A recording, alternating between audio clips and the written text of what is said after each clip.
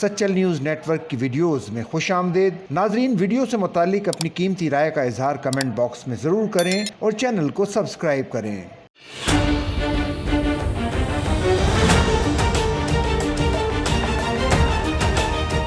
شہر کاج میں جمعۃ المبارک کی صبح دو مختلف حادثات کے دوران 2 خواتین سمیت 4 افراد جاں بحق ہو گئے۔ مشتعل افراد نے واٹر ٹینکر کو آگ لگا دی اور کلینر کو تشدد کا نشانہ بنایا۔ پہلا حادثہ گلشن حدید لنک روڈ پر بابا کے مزار کے قریب پیش آیا، جس میں ایک مسافر بس تیز رفتاری کے باعث الٹ گئی، جس کے نتیجے میں خواتین سمیت متعدد افراد زخمی ہوئے، جن کو بعد میں ہسپتال منتقل کیا جا رہا تھا کہ اس میں 3 لوگ جاں بحق ہو گئے، جبکہ باقی زخمیوں کو طبی امداد کے لیے اسپتال منتقل کر دیا گیا۔ دوسرا حادثہ کرنگی کراسنگ کے قریب واٹر ٹینکر کی ٹکر سے ایک خاتون جاں بحق اور ایک شخص زخمی ہو گیا۔ مشتعل افراد نے واٹر ٹینکر کو آگ لگا دی، جبکہ کلینر کو تشدد کا نشانہ بنایا۔ حادثے کے بعد ڈرائیور موقع سے فرار ہو گیا۔ شاہد انجم، بیورو چیف SNN کراچی۔